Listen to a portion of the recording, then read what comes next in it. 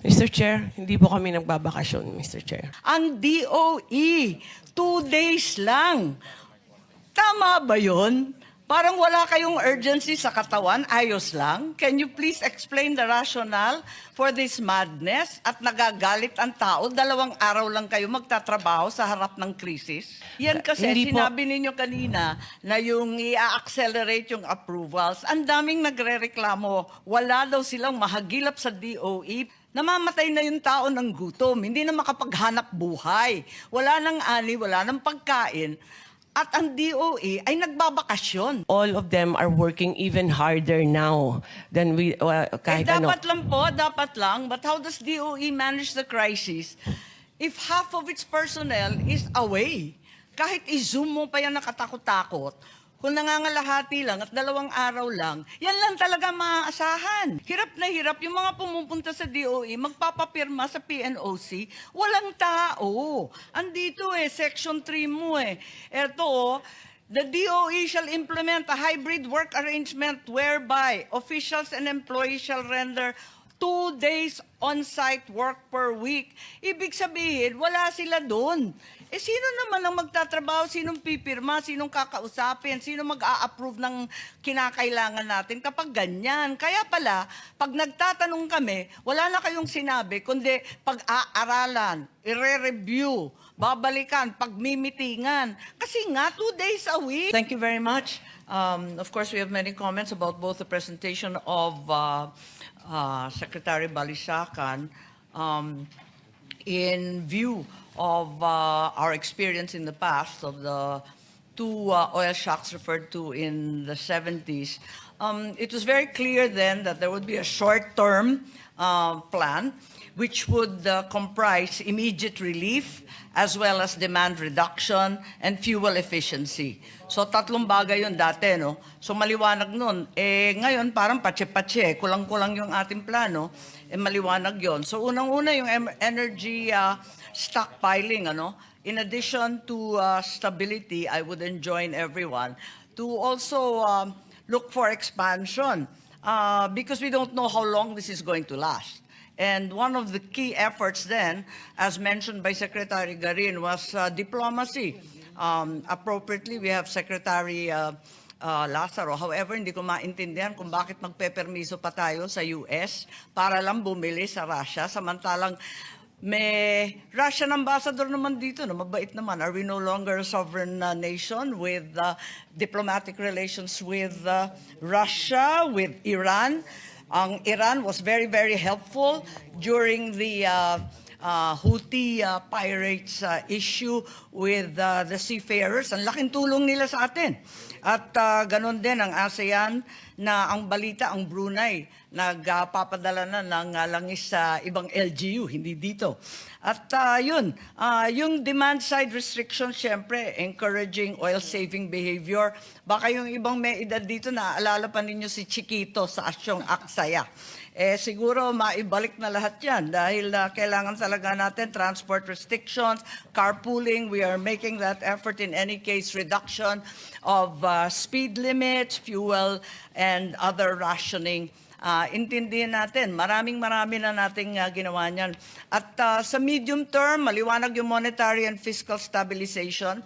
As Secretary Balisacan mentioned, we are in a much worse position than we were before COVID. Nevertheless, in the next 5 years, we should be able to improve resilience through institutions and through behavior. And finally, the long term, that's been mentioned repeatedly, structural reform, the energy transition, and so on.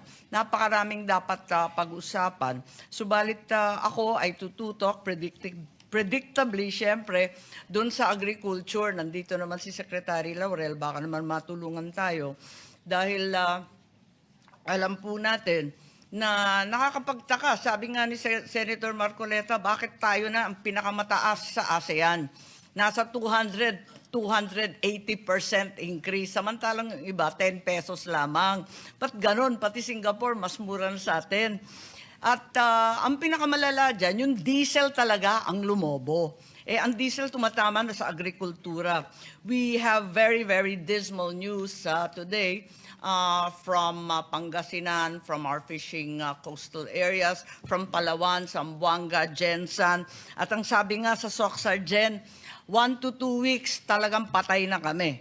At sinabi talaga na hindi na nila kaya ituloy-tuloy kung hindi pa puputulin yung tax o may gagawing paraan dahil hindi nakakayanin at sirang-sira na yung export contracts natin dahil hindi sila makakapag-deliver. So nais kong tanungin kay Secretary Laurel, mukhang wala naman kayong presentation. Ang daing nila yung second oil importation ng 320,000 barrels. Makakakuha ba ang fishing sector dito?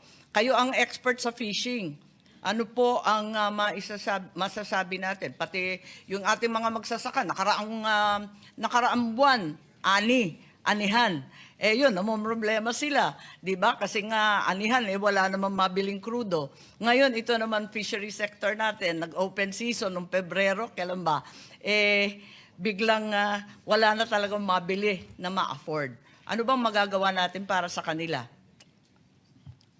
Mr. Chair, may I? Go ahead, Secretary Tiu Laurel. Madam Senator.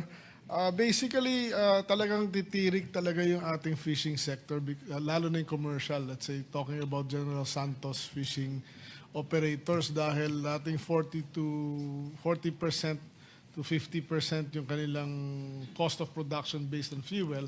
Ngayon, nasa 70-80% na ang cost of production on fuel.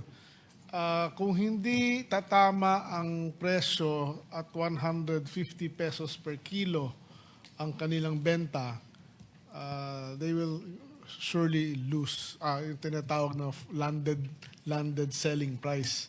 Pero ano magagawa natin? Ako, alam ko na nagbigay kayo ng 3,000 sa mga fisher folk families. One time, big time lang yung 3,000 at gano'ng katagal yun. Paano kaya? At pati yung mga listahan, pinagdududahan doon sa municipal fisheries, yung BFAR list na napaka-outdated raw. Ano bang masasabi natin sa kanila? Dahil hindi pa nag-uumpisa yung krisis ng Iran, talagang alam natin, sila na, ang coastal sector ang pinakamahirap sa buong bansa. 2.5 times the rate of poverty elsewhere.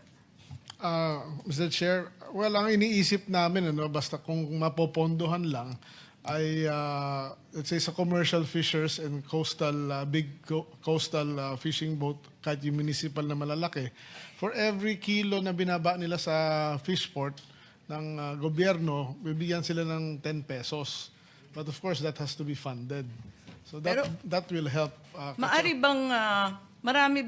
bang mangyari na yung ini-import ng DOE, yung nababalitaan natin na 20 billion na inalat na ni Secretary Garin, i-avail ng mga fisher folk at saka ng mga magsasaka din directly instead of through Petron and others? Pwede bang ganun? Na diretso na yung gobyerno na ang mag-aalat? I think para may tulong din kahit papano Madam Chair, Mr. Chair, ang kasama yun sa aming pinaplano dun sa uplift nga, no?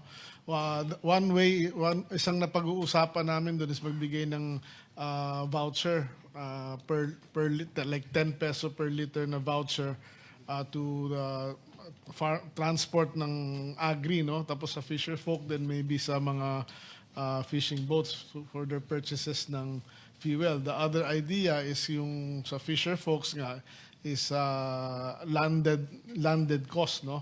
Yung landed cost, yung landed price nila price minus 10 pesos. Minus 10 pesos. So, Yun nga ang problema, ang dami yung pinag-aaralan. Sabi nila, hihikahos na raw sila sa loob ng 1 linggo. Wala nang magpapalaot. Pwede bang bilisan konti? baka next week may decision na ho yun. But we needed the inputs of our economic managers and DOF on the matter. Kasasabi lang po ni ang balita kasasabi lang ni Secretary Recto na ayaw daw niya magbawas ng VAT kahit from 12% to 10% lamang. Ang lupit naman. That's a different matter, ma'am. Parang, isa pa yung bigas, habang nandito tayo sa agrikultura, ang balita sa palengke, wala nang regular or well-milled. So, ang mapipilitan ka bumili ng 60 pesos talaga. Totoo ba yun? Bakit wala ng regular and well milled? Aga-aga naman kinapos. Katatapos lang ng ani. Well, nandun pa sa ating, Mr. Chair, nandun pa sa ating rules na kailangan meron nakalagay yun, yung percent brokenness and everything. But mukhang hindi nga sinusunod at umiikot nga kami ngayon para sitahin nga sila.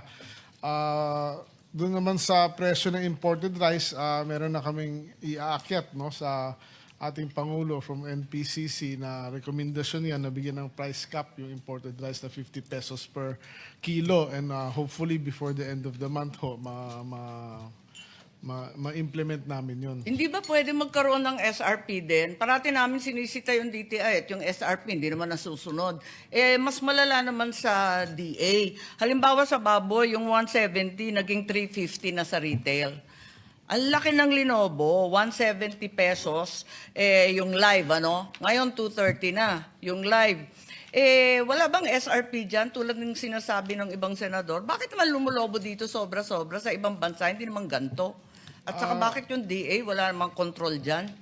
Mr. Chair, basically, yun ang pinakamalaking problema namin sa DA. We can only impose or catch or kung under the Price Act. Kung SRP or MSRP, technically, we have no power even to nasitahin sila. Kaya yun din isang request ko na baka pwedeng may legislation tayo na especially in emergency, na the DA can do price controls on certain agri-goods. Pero in the meantime po, ang tindi ng inyong registry and supervision over retailers, market vendors, markets, may magagawa naman siguro kayo. Hindi naman pwedeng sabihin may kulang sa batas, tapos na. Sa ngayon, Mr. Chair, wala kaming magagawa dahil wala pa yung bagong Rice Act that will actually empower us to have all the... Maski yung uplift, may emergency powers, hindi pwedeng sitahin yung mga nag-overprice ng labis-labis sa palengke. Under the law, mukhang sa analysis namin, wala kami. Wala din kami enforcement. Ako, hindi ako naniniwala. Baka yan ang paniwala sa DA, pero naniniwala ko, may uplift na, may emergency na, pwede na tayong pakialaman. Hindi naman tama yon. Pero, sige po. Sige, ma'am. I will tignan do po more natin research. yung uplift po. Napaka-late. Nung February 28, ano na ba date ngayon? April 13, andito pa rin tayo, pinag-aaralan pa rin lahat. Mabubulag po tayo sa kakaaral. Salamat po. May I call on Hans Kakdak, please, the Secretary for Migration.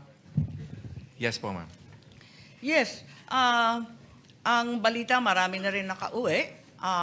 Narinig namin na nagkaroon ng flight from the Emirates and another flight from Dubai. Tama po ba?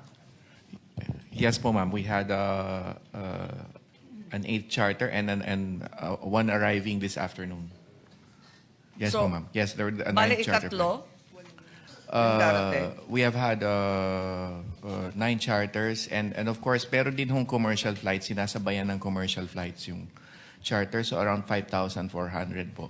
Okay. Can we please be provided with the breakdown of those flights and the numbers Yes po, ma'am. Yes that po, ma'am. were involved?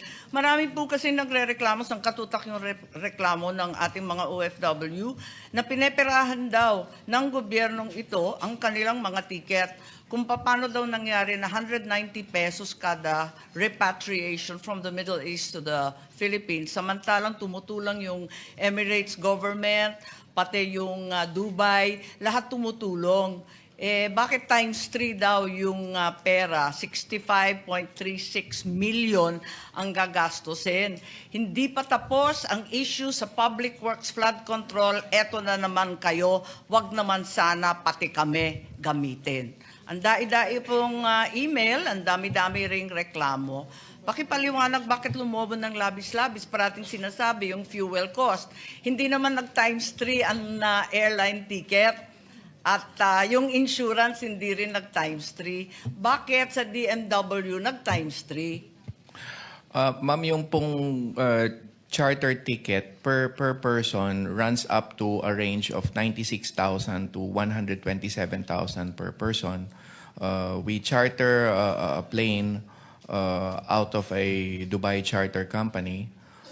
Again, we have had the 8th one, the 9th coming in today.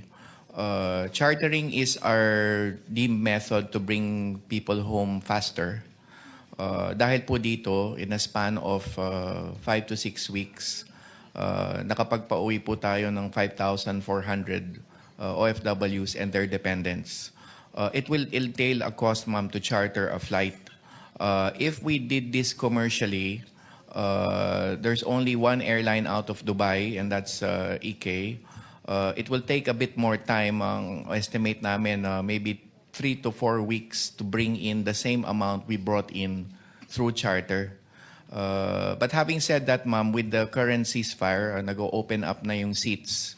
So we Kaya nga are... nagtataka kasi yung ating mga OFW kung bakit ganyan, samantalang yung mga gobyerno doon sa Middle East, tumutulong naman at halos cost na lang daw binibigay. Alam nila yun, trabaho sila sa airline eh. Kaya nagtataka sila. Kung pwede, nananawagan tayo sa mga oil companies na mag-unbundle ng kanilang price increases at nananawagan rin tayo sa DMW na i-unbundle itong mga cost ng ticket. Kasi pakiwari ng ilang OFW, sila pa yung ginagamit na kumita, na magkurakot. Pangit po yung dating eh. Hindi po ba, rest assured, there's been proper procurement of these chartered flights under the emergency procurement provisions of the act of the government procurement law, and there has been arm's length negotiation with the Dubai Charter Company, as mentioned. It is a reputable charter company, as clearly shown with the safe return of more or less over 4,000 OFWs. Rest assured, ma'am, we are always open to audit, have been since day one. But rest assured, ma'am, bukas po ang mga libro natin in terms of any investigation on the costing. As I said, chartering has always been the fastest way to bring people home. And that is the reason why we resorted to chartering. Having said that, ma'am, again, we are partnering this with commercial flights which are beginning to open up. PAL will now start landing, as we understand, in the Middle East. So this will vastly help po, ma'am, sa pagpapababa ng costing natin. But we are, the short answer, ma'am, is we are open always to audit and investigate. Napakaraming reklamo, no? Patulong na lang sagutin ng ating mga Yes, ma'am. OFW. Kasi nga, sabi nila, wala pa sa 60,000 pesos yung ticket dati, bakit naging 190? Wag naman daw ganon. Parang labis-labis. Marami pang magtatanong. May isa na lang huling hirit ako kay Secretary Garin. Alam natin, ang lead agency ng department ng krisis na ito, ang inaasahan na tutulong at tututok sa krisis ng langis ay ang Department of Energy. Tama po ba? Pati yung attached agencies, they are supposed to take the lead in handling the energy crisis as we understand it today, including ERC, NAPOCOR, lahat ng narito, higit sa lahat PNOC with legendary reserves kung saan man sila.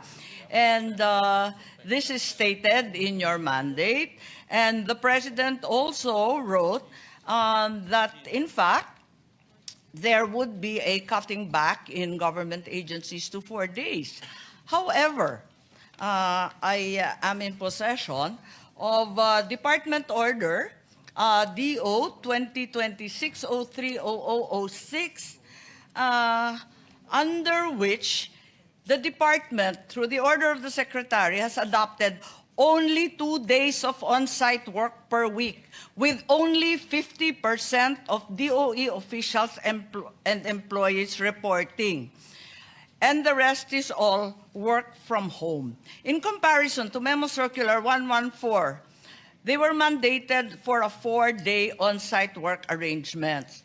Our private companies, in order to make a living and to stay above water, have chosen to stay on site 5 days. Hindi sila nagbabawas. Only a few companies like Del Monte and Aboitiz, nagbawas nga, Monday naman to Thursday. Ang DOE, 2 days lang. Tama ba yun? Parang wala kayong urgency sa katawan, ayos lang. Can you please explain the rationale for this madness at nagagalit ang tao? 2 araw lang kayo magtatrabaho sa harap ng krisis? Mr. Chair, work from home doesn't mean that we don't work. ma'am. We work every day. We meet every day, even in weekends. We haven't stopped actually for 8 weeks already. Yan kasi Hindi po- sinabi ninyo kanina na yung i-accelerate yung approvals. Ang daming nagrereklamo. Wala daw silang mahagilap sa DOE, PNOC for the approvals of contracts, for the approvals of different projects. Walang tao. 2 araw lang. Di nila alam kung sinong papasok, sinong hindi. Doon pa sa 2 araw, kalahati lang daw papasok. 50% daw yung memo ninyo. Bakit ganun? Kayo inaasahan. Namamatay na yung tao ng gutom, hindi na makapaghanap buhay. Wala nang ani, wala nang pagkain. At ang DOE ay nagbabakasyon. Tama ba yun? Mr. Chair, hindi po nagbabakasyon ng DOE. I mean, we work from 8 up to 8 in the evening, doing meetings and doing everything that we can do just to keep our country sufficient in supply and monitor the prices. All of them are working even harder now than we kahit ano. Dapat lang po, dapat lang. But how does DOE manage the crisis if half of its personnel is away? Kahit i-zoom mo pa yan nakatakot-takot, kung nangangalahati lang at 2 araw lang, yan lang talaga maaasahan. Anong klase yan? Lahat ng gobyerno, 4 na araw. Ang sabi ng Pangulo, 4 na araw. Ang private company, wala ngang tapang na magsara kahit 1 araw sa nervyos dahil ang sama ng kalagayan natin. Bakit kayo 2 days? 2 days, ma'am, because we are aware that we have to save energy and electricity in this. From the get-go, we wanted to Sa push. sobrang saving naman ninyo, Secretary Garin, hindi naman yata tama na walang pumapasok yung mga oil stakeholders, lahat ng umaasa na makabili ng mas murang langis, walang mahagilap sa DOE. Wala raw katao-tao sa PNOC. Wala daw tao sa ERC. Ano ba ito? Mr. Chair, the bureau that's OIMB, that's downstream, that's there all the time, even on weekends. PNOC is there also. ERC is there also. All the personnel na dapat nag-handle ng mga frontline natin, nandyan, Mr. Chair. Those that are not in the office are continuously working. These are all, we have had a system of e-signatures, and this is not lang. I'm sorry, pero hindi po I mean, you can see naman kung ano yung pinanggagawa namin over the last 8 weeks. It is not because they are at home and they are not doing anything or nanonood lang ng TV doon or hindi nagtatrabaho. We can show it in our accomplishments, Mr. Chair. Lahat po sila overtime yan. Hindi po nagtigil ang trabaho dahil work from home. The objective of work from home is not to stop working. It is to become more efficient. Ngayon po, we are trying to save for the country para Hindi ba sinabi ng Pangulo na 4 days? Bakit kayo kinalahati pa yung 4 days? Hirap na hirap. Yung mga pumupunta sa DOE, magpapapirma sa PNOC, walang tao. Andito Section 3 mo Eto the DOE shall implement a hybrid work arrangement whereby officials and employees shall render 2 days on-site work per week. Ibig sabihin, wala sila doon. Sino naman ang magtatrabaho? Sinong pipirma? Sinong kakausapin? Sino mag-a-approve ng kinakailangan natin kapag ganyan? Kaya pala, pag nagtatanong kami, wala na kayong sinabi, kundi pag-aaralan, i-review, babalikan, pagmimitingan. Kasi nga, 2 days a week. Mr. Chair, PNOC is a GOCC, so I cannot speak for them, but I'm speaking in behalf of the Pareho rin po. But all contracts are all on deadline, Mr. Chair. Wala po kaming lahat po ng mga service contracts. They continuously, we only have 30 working days for that to sign, and those are signed before the 30 days. Lahat po ng meetings, we are still ongoing with that. Even our oil companies, our bulk distributors, everyone po, minimit po yan. Wala pong tigil po yan. Even on Friday, we have, I have 6 meetings with all the LGUs and that doesn't stop us from working.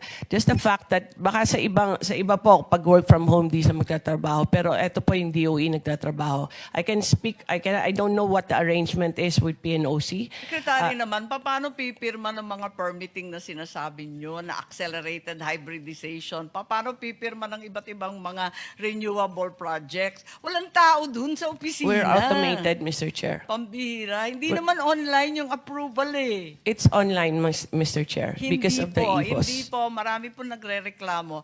In any case, I think that this memo that the lead agency will work as a mere 2 days a week in the face of this crisis is reprehensible and incomprehensible. Talaga naman habang ang taong bayan ay hirap na hirap, ang ating mga mangingisda ay naghihikahos, ang presyo ng pagkain at ang langis ay hindi ubus maisip, abay walang pakialaman DOE at sila ay nagbabakasyon 2 araw sa 1 linggo ang pasukan. Yun lang ang masasabi ko. Maraming salamat po. Mr. Chair, hindi po kami nagbabakasyon, Mr. Chair. We work very, very hard. I mean, all our USECs have individual assignments. Sa power, naayos po yung power. On the supply side po, non-stop po yan, paghanap ng supplier. On enforcement, our offices, even though wala kaming tao, pinupuntahan po lahat po ng mga reklamo. It's not stopping the work, Mr. Chair. Our efficiency is even higher now because we are, despite the fact that we are work from home. Hindi po na titigilan yan. If there are applications for service contracts for renewable energy, that goes through EVOS. And all of that is on time. Those are applications, we comply with it, with the legal requirement that it has to be finished in 30 calendar days. Wala pong deemed approved yan kasi bawal po yan sa DOE. So we are doing everything on time. And if there are applications, our frontliners are there. Naka-assign yan na dapat kung may nag-apply po ng gusto nilang bagong gas stations, the office of Director Rino is there and they're actually practically there 7 days a week because of all these problems, Mr. Chair. Secretary, I have no desire to argue with you, but the facts are evident. There's only a 2-day week as far as DOE is concerned. At saksakan ang dami ng reklamo mula sa iba't ibang sektor, higit sa lahat ang sektor ng langis. Yun lang. Kaya siguro, kung maaari, balikan kaya natin itong memo ng ating Pangulo na 4-day on-site. At least man lang yung DOE. Bigyan ng konting diin itong krisis na hinaharap ng ating bansa. May I suggest to the good secretary, I know that dahil sa EVOS law, lahat electronic. No? We push for that law na lahat electronic time-bound in approval. But I think because of the magnitude of the problem right now on oil supply, nakufocus lahat sa DOE. So may I suggest just to revisit that policy of 2-day work week. On the other side is also optics. No? Lahat nakatingin sa DOE.